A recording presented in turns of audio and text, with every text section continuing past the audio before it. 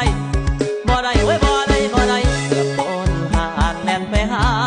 ปลาลาผู้แก้มเจ้าปลาปลาลาผู้แก้มเจ้าปลาลาละแม่นเจ้าลอยผัวมาหรือเปล่าละน้องหรือว่านวลเนื้อทองจะโสดอ่องตองบ่ทันมีใครหรือว่าเป็นแม่ห้างผัวเจ้าปลาลางให้คนเดียวได้ไอ้ไปทั่วเมืองไทยบ่เคยเห็นไผน่ารักเท่าเธอบ่เคยเห็นไผน่ารักเท่าเธอได้มาเจอวันนี้ต่อหน้าเวทีก็จังมันเป็นตาหักไอ้คิดมาก